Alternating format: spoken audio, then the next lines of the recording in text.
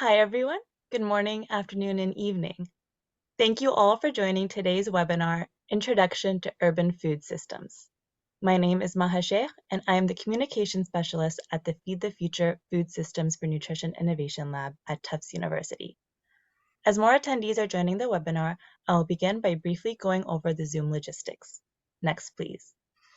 I would like to direct all attendees to a few functions on this Zoom call. At the bottom of your screen, you should see a chat icon and a Q&A icon. We encourage attendees to use the chat feature to introduce yourselves and engage in relevant conversation with the other attendees. Next, please.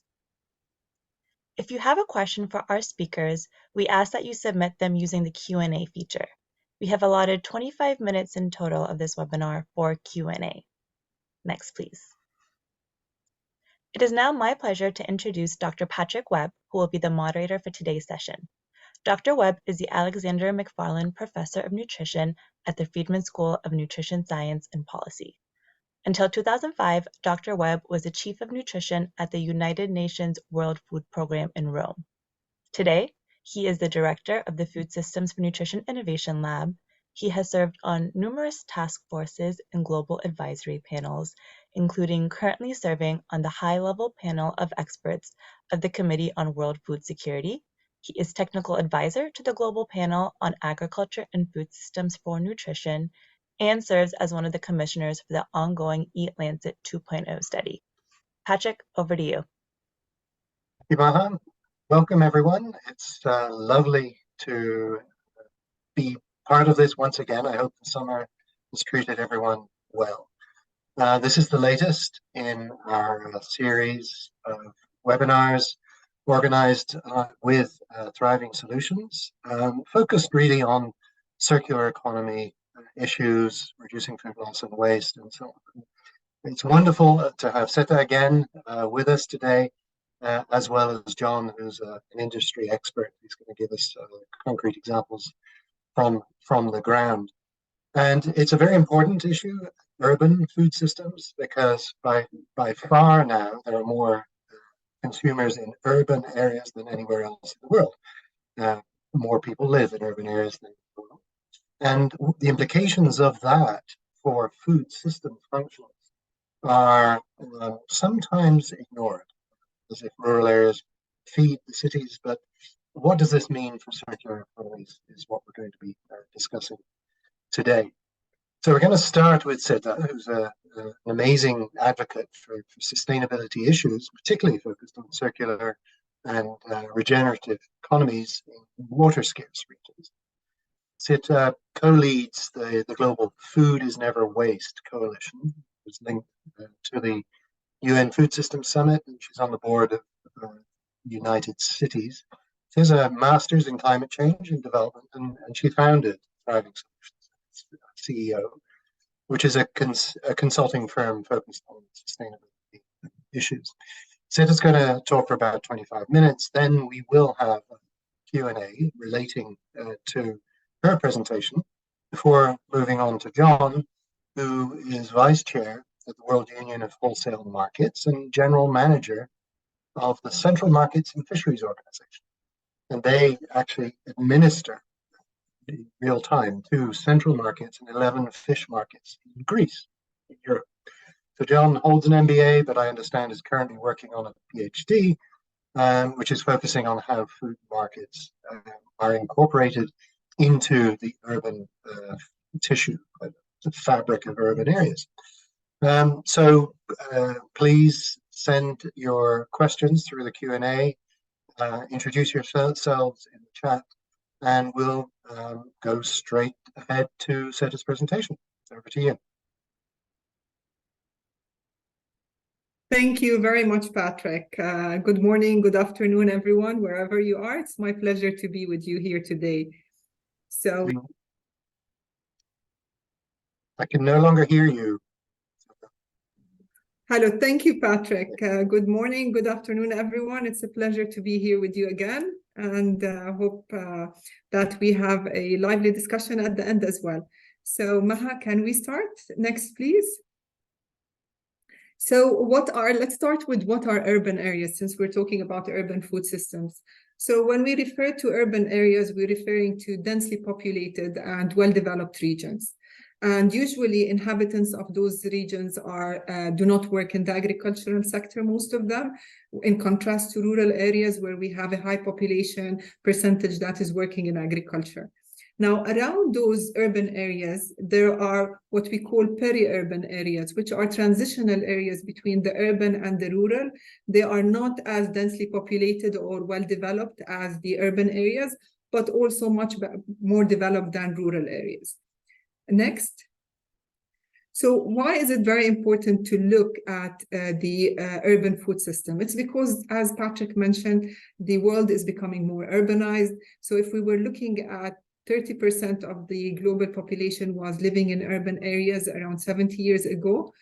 Now around 58 people are living in urban areas, and this percentage is projected to increase to a minimum of 68% urbanization by 2050. Next. And today we have a lot of, basically 70% of the produced food around the world is destined to go to urban areas. So the demand of urban food systems or urban consumers is affecting the production of food products, its processing, its manufacturing, and its distribution. So in short, urbanization is transforming today's agri-food systems, and it's also affecting the access of people to affordable and healthy diets across urban areas, but also across rural areas. So it is very important for us to understand these dynamics to be able to really move forward towards better food and nutrition security. Next, please. So I'd like you to all just we would pause for 10 seconds. And when we talk about urban food system, what do you imagine urban food systems are? And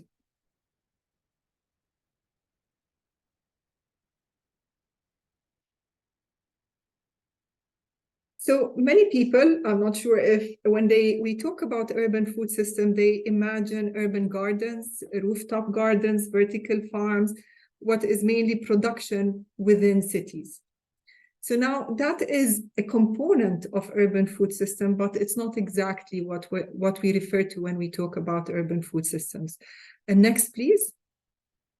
So urban food system is basically the food system. When we talk about the food system with all its elements, but at the scale of the city or the town that we are referring to. So it includes the food supply chains, it includes food environments, individual factors, consumer behaviors, diets, as well as the waste that is generated throughout the food system and how we deal and manage with its disposal. So this is the traditional food system dashboard. There are many dashboards, but these are basically the major components of the food system, and we'll talk about them more in detail now.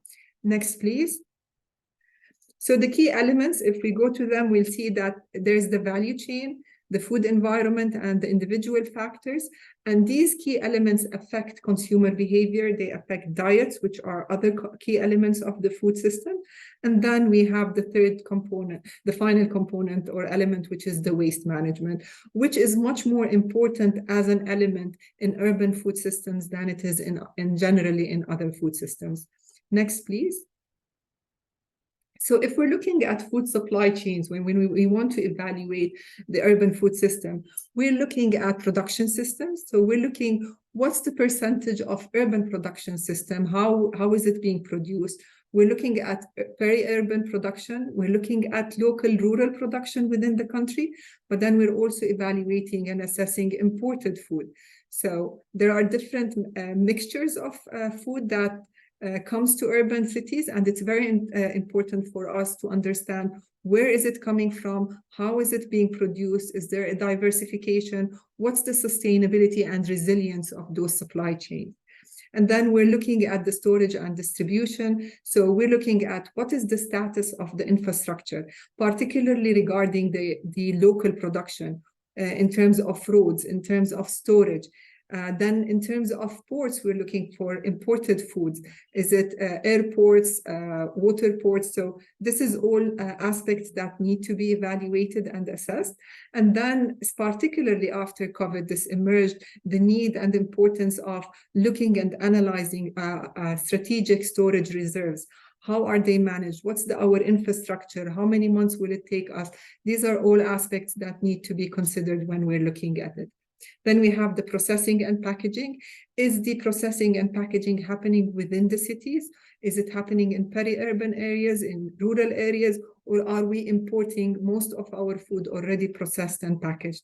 And the last component of the supply chain, which is the retail and markets, and we're covering here wholesalers, and John will cover this more in detail later on today. We're looking at traders, retailers, and we're looking at all of the food service providers, from restaurants to cafeterias and so forth. Next, please. Now, when we talk about urban agriculture, it's the practice of growing food and processing that food within the urban city. That's urban food production within the city. It can be on rooftop gardens, it could be community gardens, school gardens, and we have the vertical farms or the high tech that is now emerging in many cities. Next, please. Now, one of the important things when we look at urban food production is we need to look at the air quality, especially in megacities. This is something that needs to be considered not only for its effect on crop productivity, but also because of safety concerns. Next. Now, food environments. The food environment is where the interaction happens between the food itself that is displayed and the producer or the seller and the consumer as well, and how that interaction happens and all of the aspects that surround it. And we'll discuss this more in detail. Please, next. So when we're looking at the food environment, there are some key aspects that we need to look at. So we need to look at, for instance, local markets. Are they available? Are they more formal? Are they informal? Are there wholesale markets in the city or the urban area? Are there any farmer markets? Are these accessible to the producers, particularly the local producers? Are they accessible to consumers? What's the safety measures and standards that are implemented? These are aspects that need to be analyzed as we're looking at urban food systems. Then we move to retailers. The same. Are retailers accessible? Are they connected to producers and consumers? Do they have safety measures? What's the ratio of healthy food versus the processed and ultra-processed and high-fat and sugary food? And then another thing, especially with retailers, we need to look at advertisements, at promotions, at displays. How is food displayed? How is healthy food displayed versus unhealthy food? Next. Two components that are very important are to look at is food swamps and food deserts. So when we talk about food swamps are areas where they are inundated with junk food, with fast food, ultra-processed food, sugary food. So when you go, for instance, an example is going to a mall, to a food court, and then you're looking how much is the ratio of healthy food versus unhealthy food. Are you having a food swamp whereby it is really very difficult to attain and get healthy food? In comparison, a food desert is an area or within the city. It could be maybe a suburb within the city whereby there are very minimal accessible food outlets. And this by itself makes it a food desert because you don't have many outlets for food. And then it is very important then to assess those few outlets that are for food. What kind of food do they carry? Do they carry healthy food? Do they carry fresh fruits and vegetables, fresh meat, eggs, and milk and so forth? Or is it more pre-prepared, sugary, processed foods and packaging? Next, please. Now, a very important aspect is promotion, advertisement, information, as well as the regulations within the country. And like if we're looking at advertising and marketing regulations on food, is it allowed really to advertise sugary, for instance, food everywhere? Is it like one of the nudges? There was a research that was done in the US in cafeterias, school cafeterias. And what they discovered is that if you display sugary and desserts and sugary drinks at eye level in display, this is what the students will require. However, if you hid them in the back fridge and what you displayed is more healthy foods like salads and so on, the request by students for the sugary and stuff will decrease a lot. So this is where it is very important to look at the promotion and the advertisement. Another key factors, for instance, in retail is when you have at the cashiers, as you cash out, pay for cash. In many countries, there are no regulations on displaying sugary candy at children's eye level, but this is basically a nudge in terms of advertisement and marketing. If you want to sell those kinds of sugary candy, is to put them at children's eye level on cashiers as you're exiting. So we're seeing countries, for instance, and cities that are now instilling regulations that you cannot do such promotion. So these are very important things to look at as we're analyzing our urban food systems. Next. So what is the importance of the food environment? So first of all, the food environment impacts what type and the diversity of food that is available and physically accessible to the consumer. Now, the food environment also affects the affordability. How affordable is that food to the consumer? And are the prices relating to income, are they in good proportion? And then the food environment also affects product properties. Particularly, we're looking at food quality and food safety. So, and we'll cover this later on in traditional versus more modern markets where food safety standards are more important. Next, please. So we're looking, another key element of food systems, including urban food system, is individual factors, which is the consumer itself and the individual in terms of the income and purchasing power, in terms of the information and knowledge they have, the desires, values, the preferences, as well as the physical structure. All these individual factors are differ between urban consumers and rural consumers. Like situational, for instance, the homework environment within urban consumers is quite different. But for rural consumers, also in terms of distances, sometimes in traveling if they work in the city and time available, but there's also a big difference in purchasing power in terms of knowledge and information that they're exposed of, and what are the preferences and desires. Next, please. So if we're looking at like food value chain, they impact food environments. But then food environments and individual factors, they drive actually consumer behavior. So if we want to address food and nutritional security, and we want to address some of the challenges regarding nutritional security, it's very important to understand these individual factors. For instance, dominance of food swamps and food deserts within urban settings is something that would encourage people towards consuming unhealthy food. Long commuting hours and less time for cooking makes the demand of urban consumers a lot of time to go towards packaged and prepared meals. So in this case, we need to analyze what is the regulations concerning pre-prepared and packaged meals. And then we have also in urban setting the sedentary lifestyles, which basically a lot of people work long hours, they commute a lot, and they do not move a lot. So all of this consumes to a rise in obesity, a rise in non-communicable diseases. Next, please. And these are all challenges or dietary patterns surrounding today's modern urbanized population. So where we have an increased dependence on processed food, on ultra-processed food, we consume less grains, fruits, and vegetables, and we consume more fatty and sugary drinks and food. Thank you. And next. So another component that is very important, it's also, of course, important across the food chain, even in rural areas, is waste management. But it is more important in urban areas, and it's a much bigger challenge because in rural areas, a lot of that food waste, at least the organic waste, is actually recycled back. So they use it for feeding animals, they use it for composting and for enhancing soil properties. But in urban settings where 70% of the food goes, there isn't actually, this waste loop is not so closed.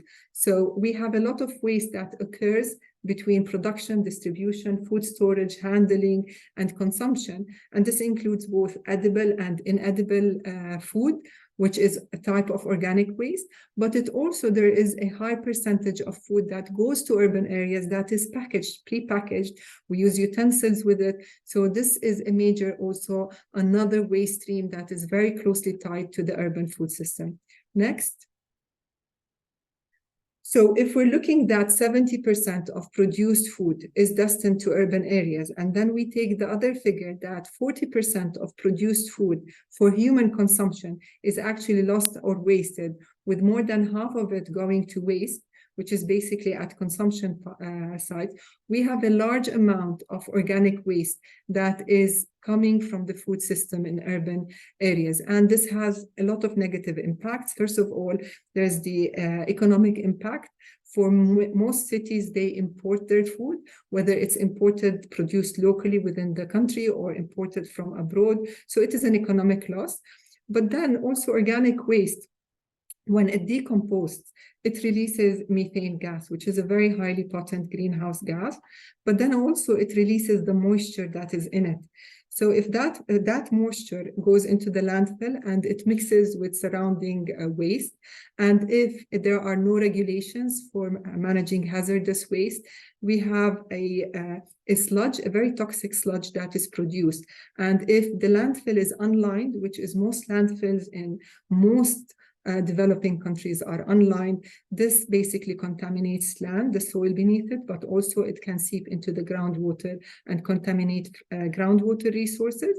And it also emits polluting hazardous fumes. Next, please. Now, plastic waste is, of course, another issue. As we discussed, 30% of the plastics that are produced globally is produced for the packaging of food. And then you have 60% of the world's plastic waste is generated by urban areas. So we have a seepage of plastic that is used for food in urban areas that is going to landfill, that is going to oceans, and that is going to waterways, and is a challenge that really needs to be looked at and addressed. Next.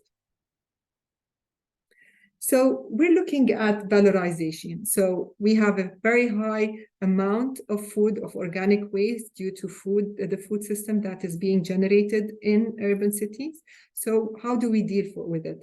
We have the valorization hierarchy, what we call, whereby the first step is we want to address and find, by analyzing the whole food system, the urban food system, we can identify the hotspot and what are the entry points for our intervention. And our priority, the first priority should be prevention. We need to find mechanism. How can we prevent losing or wasting that food? Now, because food is a perishable item and we can't exactly produce what we need, by default, there is going to be waste. The second priority should be redistribution.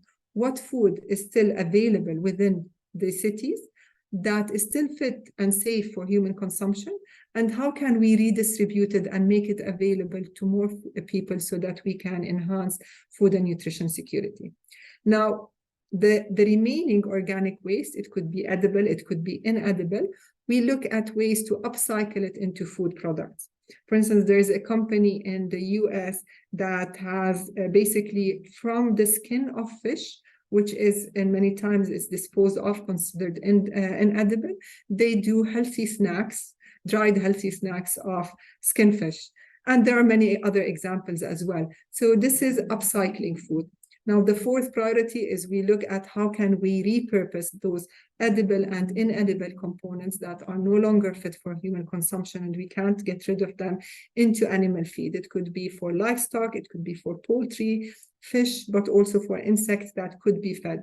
Now, these first four priorities in the valorization hierarchy keeps the food, the waste, the organic waste within the food system. And then if we're doing on a city level accounting for food waste, we account this as reducing our food waste. Now, not all organic waste will be utilized by these 4 priorities. The next priority is repurposing it for industry or composting or waste to energy. These are good also alternatives, but these are lower on the hierarchy. And if the city opts to go with them, they have to report them still as food waste in the food waste index. Next, please.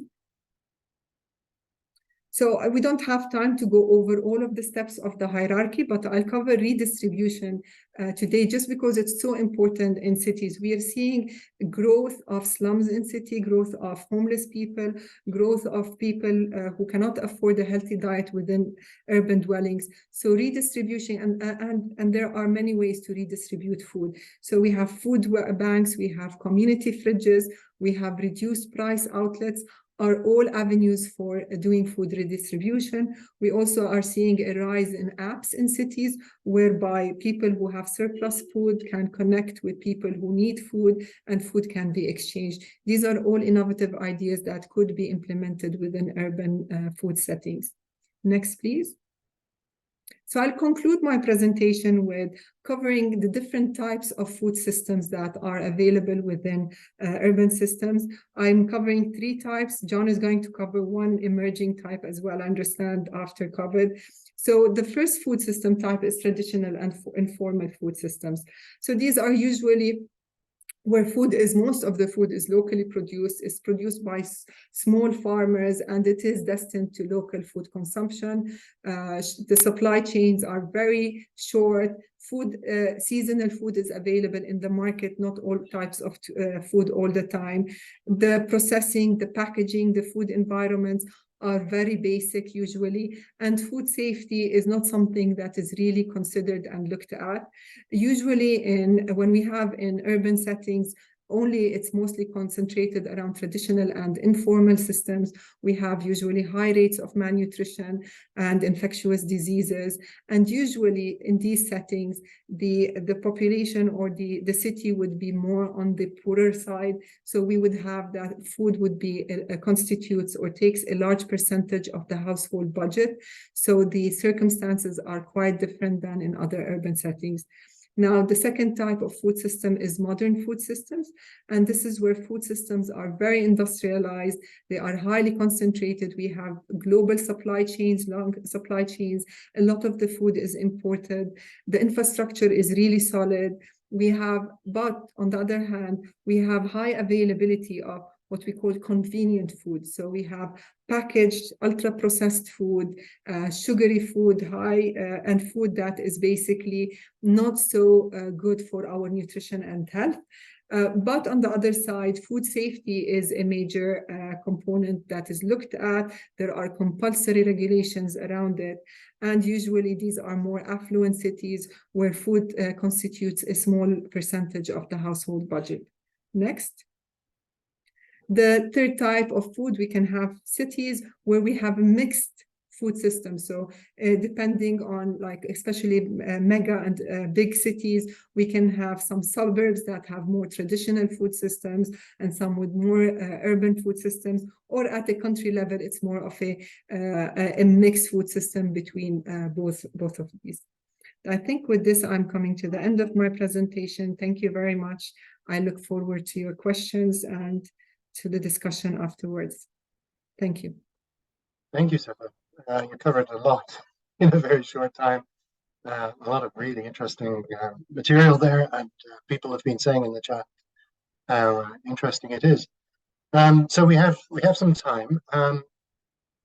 Actually, allow me to ask the first question, which is essentially, I mean, you mentioned the importance of a few things that are particularly more urban than rural.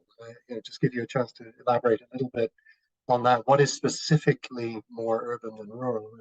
You mentioned redistribution being one of those. Greater enforcement of food safety regulations seems to be one that stands out, as well as the obvious concentration of infrastructure. Are there any others that you yourself see as really important that are specifically urban rather than rural? Well, I think in urban areas, we are more dependent on food that comes from elsewhere. So Mm-hmm. we have a larger part of the population is really disconnected from how food is produced, how it is redistributed. And this is something that we also need to look at because it also affects our understanding of ecosystem services and why it is really important to particularly relating to organic waste, to bring those nutrients in the organic waste Mm-hmm. back into rural ecosystems to support land degradation. I think urban communities are more detached from Mm-hmm. what's the effects of land pollution and water pollution and these types of resources. And then in the consumption of convenience food, like most of us live in cities, we know the crunch of working 8-9 hours and then commuting for 1 to 2 hours. You don't have Mm-hmm. much time to prepare and cook food. Yep. So you go for your convenience. And then when you go to these desert swamps, which are a lot, you don't see desert swamps as much in rural areas. You might see food deserts, but not food swamps. Mm-hmm. We go and we see everyone is consuming fast food, junk food, sugary food. So it becomes like, the social norm. Like you see, okay, they're consuming them, they're healthy, they're fine. It doesn't affect me. I can do this as well. So I think that's a much higher influence in urban cities than in rural areas. But still, it differs from city to city, within the same country even, and there are aspects that we need to Sure. evaluate and look at. Yeah, that's a good point about variability in what you find. Don't assume things. Not every urban area is the same. So Ramya was asking, well, you mentioned food banks and community fridges, and I know you were presenting those as mechanisms essentially for redistribution. But the point made is that enough? Solutions adequate to make healthy diets available to the 3 billion who can't afford, right? I mean, I'm going to guess you'll say not alone, but as part of the solution.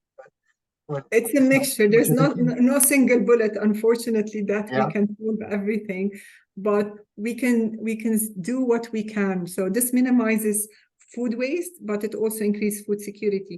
Now, when we're looking Mm-hmm. at redistribution, I brought it up because regulations sometimes prohibit and limit the redistribution of food, particularly in more modern food systems. Where you have very high safety regulations, you might have some issues with how your ability to redistribute food, even food that is very fit for human consumption. Like one of the things is best before and expired by. In some countries, you cannot redistribute best before, although best before doesn't mean that the food is expired. It's still fit for human consumption, but maybe the taste may be a bit off. But this is yeah.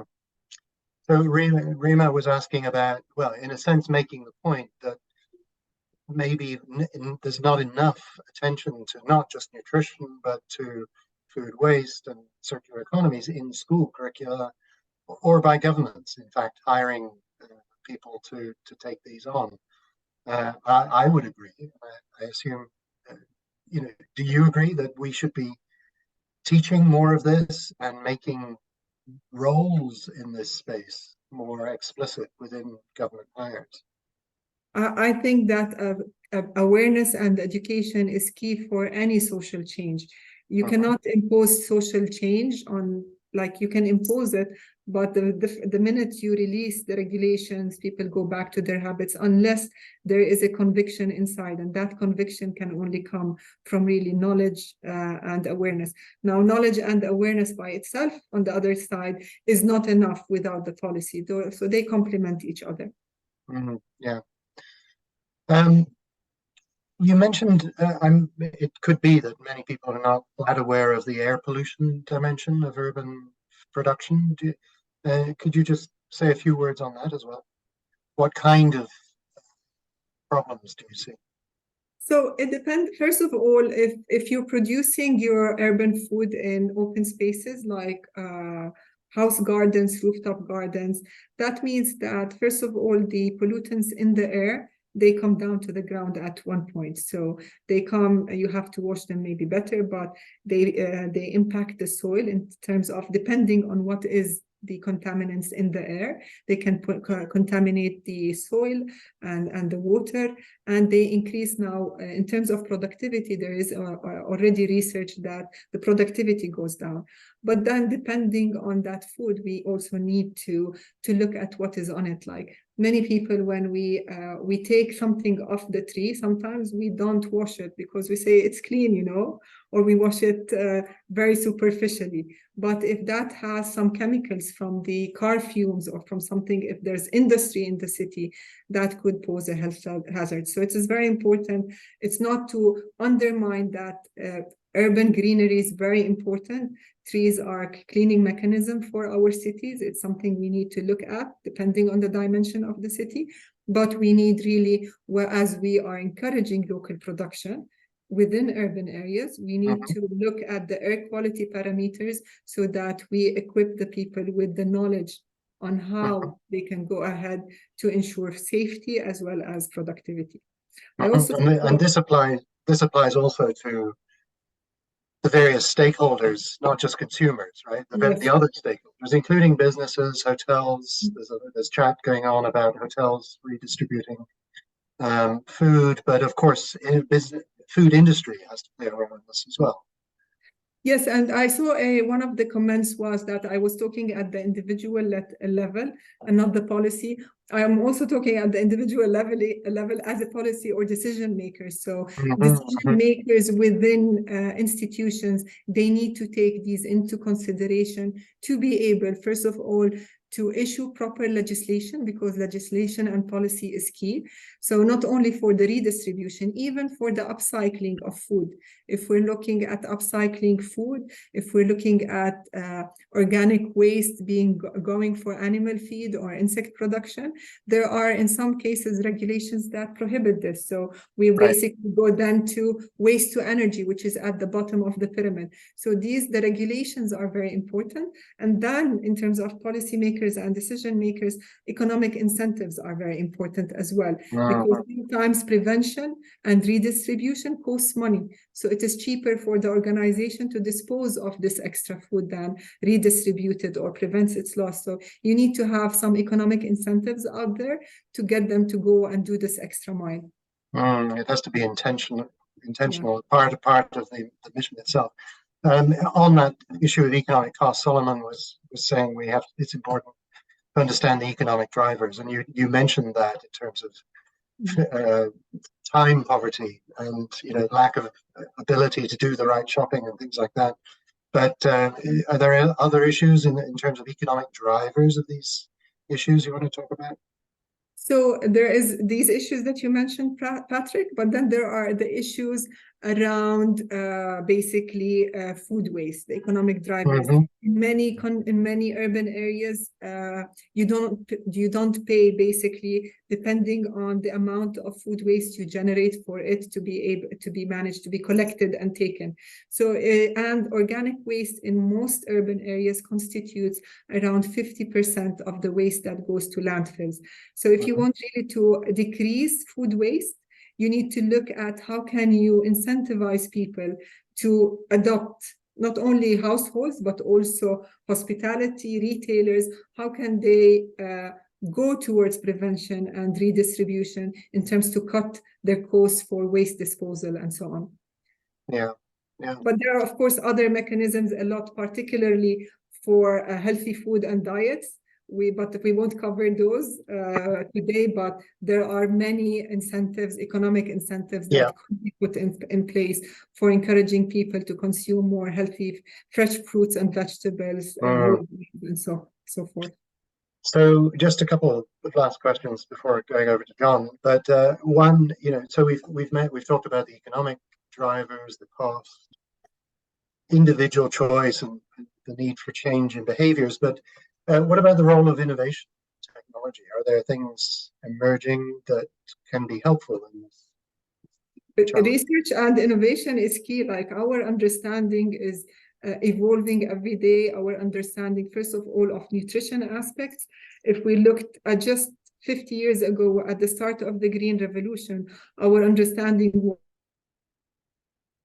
was to fill the belly. So we were focusing on staple crops that basically provide high energy. Now we know that, no, we need to go somewhere else. So without research and innovation, we couldn't have come to this point. But then there's so much research and innovation going in terms of more sustainable packaging that could prevent food waste, maintain the safety of the food, but also is not so harmful for the environment. We have innovation across the food loss and waste valorization hierarchy. Research and innovation is important for all of the steps, not only in terms of, like, even in terms of IT, in terms of monitoring and managing and tracking and data management, but also of all these apps that are coming up on how can we really be very innovative within urban settings, but also across also the urban-rural continuum.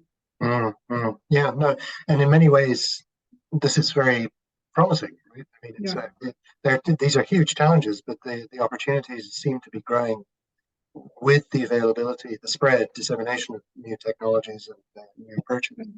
I agree with you. We're at a stage where we have enormous challenges, but we also, as humans, have never had the knowledge and the capacity that we have today to address these challenges. Great way to put it. Last question before John. What have we learned, if anything, from COVID? COVID exposed lots of weaknesses in food supply chains and the systems that where cities rely on food and things were shut down. Are there any major lessons that we should be applying to the way we think about urban food systems for the future? So I think one of the things that I'm sure John is going to cover in his presentation and other things, so I'll try not to cover what he's covering. Okay. I think one of the major things that I think is important is many cities realize their dependence and vulnerability to shocks, that they are dependent on external factors. There has been a rush, I have observed, not only among cities, but among countries for more local production. And we have to be mindful that with today's global population, with our planetary boundaries, it's very difficult for any country really to be self-sufficient in terms when we talk about food sovereignty. We need to have more, utilize the technology of today to see how can we be more smarter in our production, smarter in our consumption, and also diversification is very important. Diversification of our diet, diversification within the environment itself, and for cities, diversification of their food imports. Where is their food coming from? So they need to analyze that. If they have any major staples coming from only one source, they need to see how they can diversify to reduce their dependency. Excellent, thank you. So, John, let's hand over to you and hear your thoughts from your perspective as a player, as a stakeholder in one set of important foods in Europe. So, over to you. You have to unmute first. There you go. Thank you all for the invitation. I'll try to be as concise as I can. First of all, a small introduction of the World Union of Wholesale Market, which is a unique platform of players moving food all around the world. We have members in 5 continents and in 45 countries. We enhance the exchange of knowledge. We share the best practices on common challenges. We promote the need for a more sustainable food. We used to say that wholesale markets are a lot more than a market. And this is what I'm going to present right now. First of all, when we are talking about life in the cities, according to the World Bank, a few months ago, 4.5 billion people were considered urban population. That's 56% of the global population, and the trend shows that by 2050, it's going to be 7%. That means that 7 out of 10 people in our planet are going to live in urban areas, and they have to be fed. The other trend, which is very obvious these days, is the megacities. Once upon a time, we knew a very big city, which would be New York, for example, or Cairo, or I don't know what. But now there are around 20 megacities of 10 million inhabitants each. And we are going to have far more of this. And people who are living in the cities have to be fed somehow. The problem is that cities are usually surrounded by arable lands which cultivate the goods feeding the city. But when these cities expand, they expand on these arable lands, and that means that they have less soil to be cultivated. So food has to come from even more far away. Rural population is a producer. They produce, they feed themselves, and they can sustain themselves. When they are transformed to urbanites, someone else has to produce the food for them. So the crucial question for the 21st century is how these large concentrations of people, the cities, can find sustainable ways of coexisting with the planet without eating the planet. And now I'm going to tell you a few things about the concept of food. People, especially in Western societies, believe that their food comes out of the thin air. If you ask a kid in Paris or in London or even in Athens, they are going to tell you, yes, I had zucchini today, but I don't know where they come from. This is a concept cultivated after the Second World War, when the global North tried to avoid the next possible famine. They were afraid of a new war, and they were trying to find ways to feed people. So they industrialized the agri-food industry, and they produced cheap and affordable food for everyone. Not tasty, not good, but affordable. And this is the period that wholesale markets were created. In fact, most of these major European markets were funded by the Marshall Plan, the aid of the US government to the war-stricken Europe. And so they created wholesale markets to gather every advantage that these wholesale markets produced. But this has never been the case for the global South. The global South was in the verge of famine and is still in the verge of famine.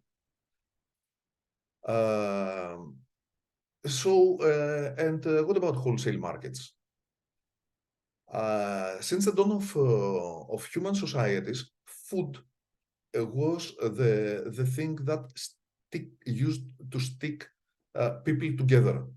People were gathering where food was enough. Ancient cities were built around the focal point of a temple, where priests were giving away the food of the sacrifices, and then around the focal point of the market. Trade was the most profitable occupation, and marketplaces were a necessity. And human societies and trade evolved, so marketplaces evolved as well. And there are wholesale markets who pride themselves of being in use for almost a millennium, like Borough in London or Les Halles in Paris, that has recently changed its place, but it has started operating in around 1085 or something like that.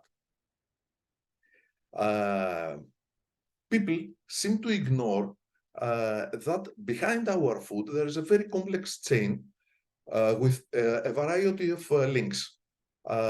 When Seta was talking, I saw in the Q&As that someone was writing that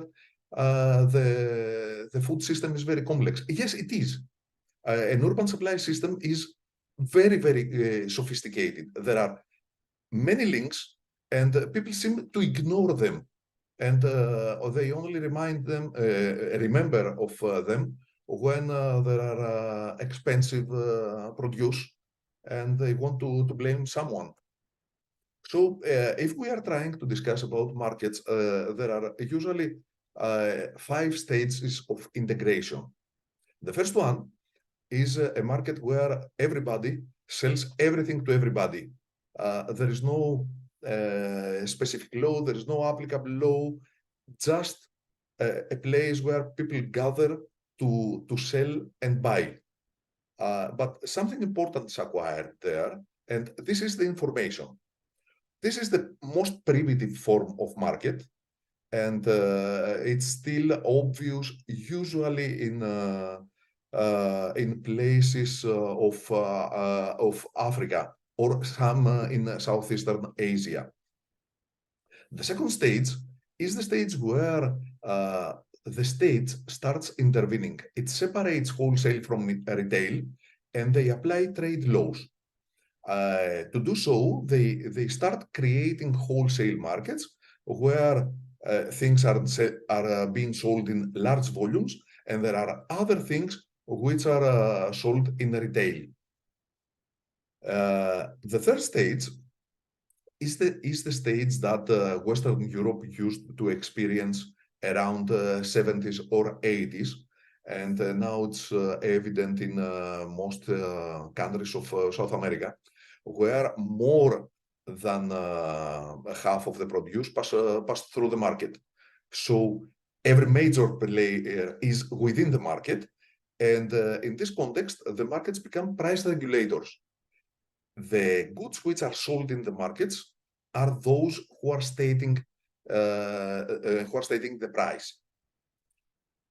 The fourth stage is the one we lived a decade ago, especially in Western Europe again, where city authorities do not want wholesale markets in the cities, so they tried to push them out somewhere in the boundaries. The market shares are decreased because there are other alternative channels which are formatting. Supermarkets have their own supply chain.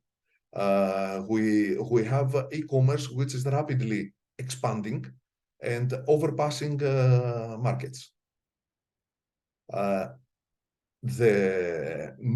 we are living in the fifth stage, which is more apparent after, during, and after the pandemic, which is the stage where wholesale markets bounce back, and they seem to have been adapting to a new era by initiating new factors, new functions. If there are e-commerce channels trying to surpass them, so they jump to electronic delivering. If there are other channels, they can be transformed into urban consolidation centers.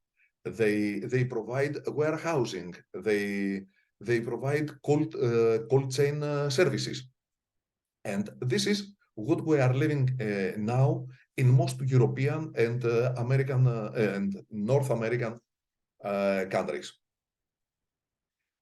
Which are the main characteristics of the markets?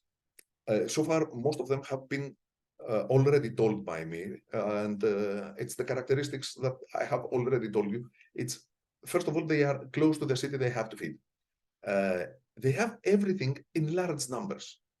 They have a lot of merchants, they have a lot of produce, there are big volumes. So in this way, we can enhance the competition among the merchants. If someone has a lot of alternatives to choose from, there is a better chance of an enhanced competition. And in this way, we also guarantee the variety and the alternativity of the choices. Even ourselves, if we go to a market and see just one kind of tomato, one price, one kind, we don't have alternative choices. in the market, we have a lot of things to choose from. And they are also the focal point of every information.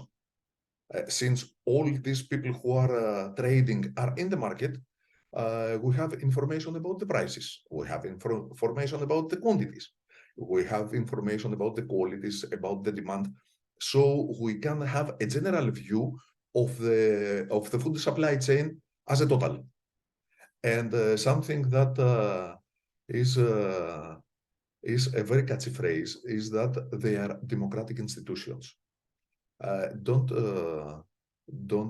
seem surprised, because if we have a lot of merchants in the wholesale market and we have a producer who wants to sell things, he is definitely going to find someone to sell his good, not to the one, not to the other. If, for example, a supermarket crosses out some producers, this is not in the wholesale market. The large number of merchants guarantee that they can sell their produce. And in addition to that, there are also wholesale markets who allows producers to sell their goods in their premises. And okay, is it everything good in the wholesale market? No. Would you ask if we have the stereotypic image of a bad wholesale market? Yes. Wholesale markets are usually blamed for creating congestion because they have large number of trucks coming or going around the market. So in this way, they cause pollution because they have the trucks, they have the fumes, they have noise pollution, they have large numbers of waste. And they are also allegedly being the nest of illegal trade, illegal money, illegal labor, not so good hygiene, and they are a kind of ghetto. Some city authorities also believe that they occupy valuable urban space that can be used for something else, for block of flats, for example. And since they have been surpassed by other channels, by supermarkets, why do we need them? Are they not unnecessary? But the reality is a little bit different. It's true that wholesale markets are infested with trucks. Yes, there are a lot of trucks, but imagine the chaos that would be caused if the traffic of the lorries which go in the market would be released in the city. If we have 1,000 trucks, for example, in a medium-sized market, imagine these 1,000 trucks moving around in the city trying to do the deliveries. Last decade, it's very trendy, the discussion of last mile or urban consolidation centers, the places where mega trucks, mega bins go to. They are repackaged, reparceled, and they are redistributed to the city. And we have been discussing it over and over again, but this is exactly what wholesale markets have been doing. And it's not new. We have been doing that for decades. Yes, there are the fumes from the trucks, and there is also waste, but every wholesale market is a champion of a circular economy. There are markets with retrievability of over 95% recycling rate. The market of Melbourne, and if I am correct, they are around 98% now, meaning that only 2% of the waste produced there are really waste. There are markets who are producing a second use for unsold products. They made juice, they made marmalades, dried fruits, or they even organize social plates where destituted citizens come and get and find something to eat. There are even electronic platforms by merchants saying, we have this thing to which is close to being thrown away. Is there any institution that may come and get it? As about ghettos who occupy public places, and so people should be afraid of that. I have to tell you that the most successful market in the world is the RMZ, is the central market of Paris, and it's just 6 kilometers from the Paris center. If you see a bird's view from the market, you may see the Eiffel Tower in the background. The same thing happens to New Covent Garden. New Covent Garden is in just 2 kilometers from the parliament. Speaking of New Covent Garden, it recently sold a part of its plot to make a block of flats, and then with this money they funded its renovation and its new flower market. And even bigger project was the Queen Victoria Market in Belbourne, where they made a lot of block of flats next to the market,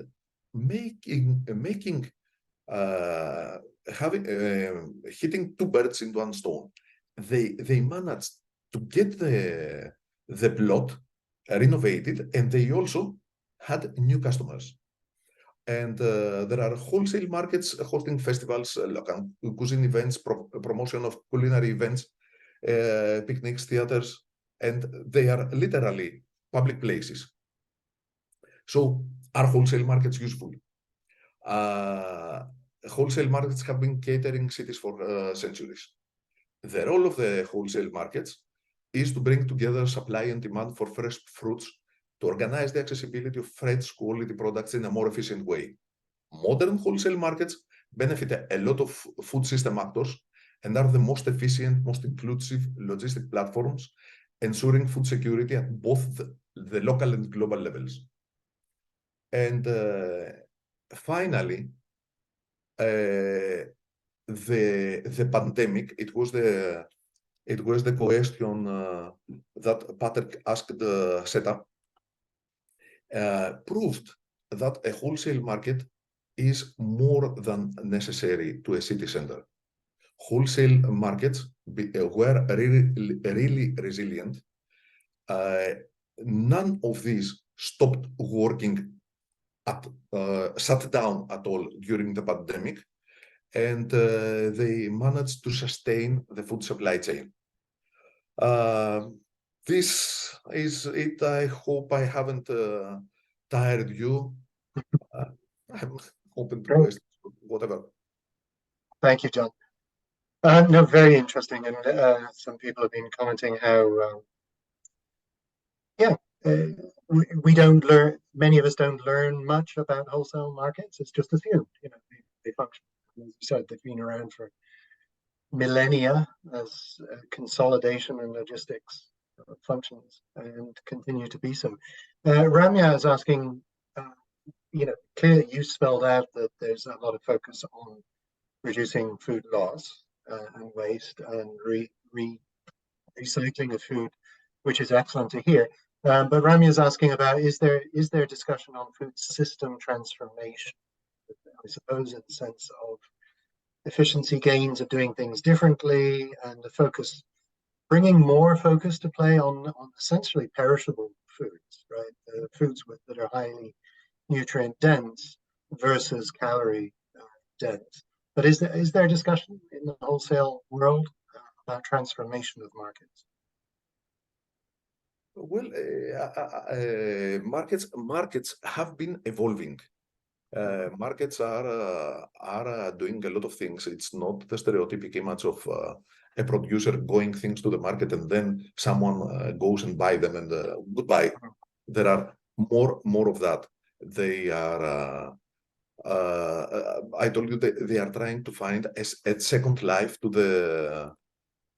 They are trying to find out new ways of distributing food. They are trying to find a second life for some food. Last month I was in the month of in the central market, in the central wholesale market of Strasbourg, and we were given some juice. It's apple juice from the apples which were unsold there, which were not sold. Sorry.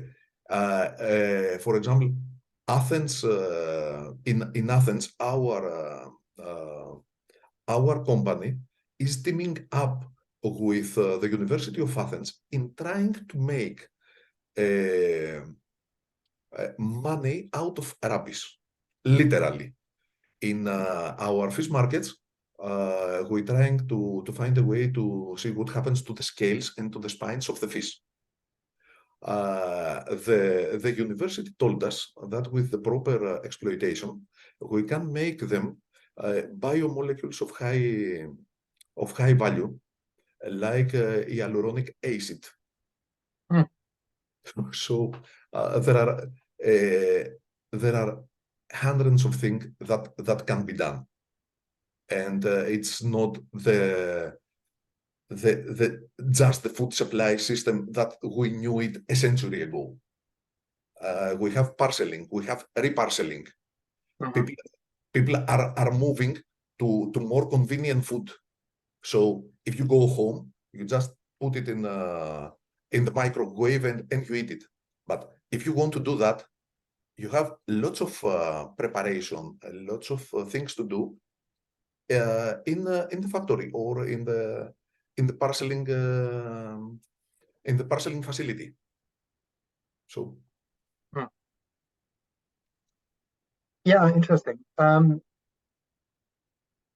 So you showed the map at the very beginning, all of the many countries. Most of them are developed or emerging, shall we say. Is the union thinking of actively playing a greater role in the lowest income countries to try and help their actually, we are a union. We are open to everybody. You have a market. You come to our union and just tell us we want to be a member.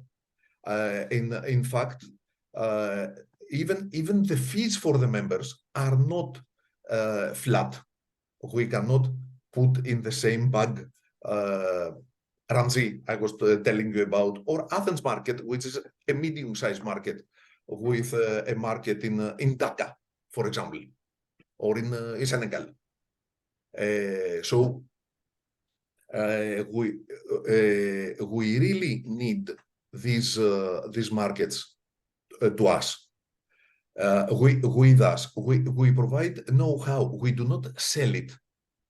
If someone from an emerging country come to our conference, hear SETA talking about what can be done about food, and then try and find SETA and assist him, it's a profit for us.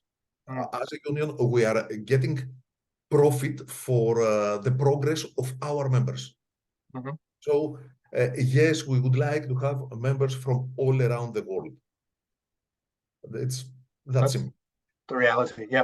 So we're running short on time. Two questions I would finish with. One, you used the word profit there, and of course that has to be there. But you didn't really you mentioned democracy. You didn't mention much about competition. And of course, markets are all about competition. I told before democracy, I told that the multitude of choices enhances the competition, because there are. I remember saying that if you go to a supermarket and have just one tomato, you have to buy this one. As a matter of fact, back in 2009 or 2010, European Union made a research about the preferences of the European consumers.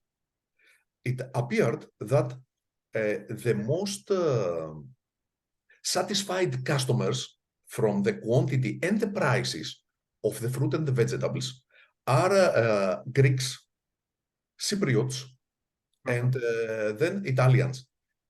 So meaning Mediterranean people. While the most dissatisfied people were Danish or Germans. If you looked further in this research, you could find out that Greeks or Cypriots or Italians used to buy from open air markets that they have a lot of alternatives, Mm. while Danish are the first to use discount markets. No competition there, no choices. Yeah. So it's interesting. So Sandhya Kumar is asking, do you feel, well, a lot of people in all countries actually often complain that particularly fresh produce is increasingly homogenous, right? The standards set by retailers or supermarkets mean that you see there may be more types of tomato, but they all look the same. They all taste the same, which isn't actually diversifying choice. But do you see diversification of produce being supported by wholesalers? Because you're not selling directly to the consumer, you're selling really to retailers. Well, it's something I also told that the industrialized agri-sector sector made a lot of things taste the same. Yeah. Even if you taste a tomato or the mouse of my laptop, it's the same. But that's why you may go to some other markets, more richer markets, and you may see tomatoes which do not look very good, but they are very tasty. And they are the tomatoes with stripes or something like that. Right. During the last decade, the major idea of every producer conference, for example, tomato conference, berry conference, PR conference, and this stuff, is that they all taste like eating wood. If you get pears or apples, take them, put them in the fridge for 6 months, and then give it away, they should taste like an apple being for 6 months in the fridge. Yeah. No taste at all. Yeah. And this is why the bioproducts seem to be very expensive, although it's not that, this is not the idea. People are trying to find what's different and what's taste. Exactly. Which, that's a great way to finish, which speaks to the complementarity. Wholesale markets, farmers markets, farmer to consumer systems, right? There's a diversity of choice through this multiplication system. A wholesale market has everything, has to offer to everybody something. To the farmer, a farmer can come and find one to sell his products. The final consumer has the choice of a lot of merchants. The merchants have their home there so they can get the produce. The state knows where to go to find where they must look for the public health. These days, public health is a matter of national security. Absolutely. So they have all these merchants there, and they come in one day and have control over everybody. Yeah, which speaks to the need for engagement with the policy framing and the policy environment as well. Look, so thank you, John. This has been really wonderful. A lot of people learned a great deal from what you just said. So thank you to John and to Seta for laying out this complex set of issues that are very interrelated. They're core to our understanding of food systems, not just complexities and challenges, but where are the potential solutions? Where can we make gains, both at the margins, but also in terms of transformation of our food system agenda? So I want to really thank both of you for taking the time to prepare and present to this very diverse audience from all around the world. So clearly there's a lot of interest. This is an important set of challenges that relates to all of our countries across the globe. Thanks to the team behind the scenes for setting this up, and thanks to Feed the Future and USAID for helping us organize this important series of webinars, and we look forward to seeing most of you at subsequent webinars going forward. So stay safe, be healthy, and let's continue this work together. Bye, everyone. Thank you. Bye.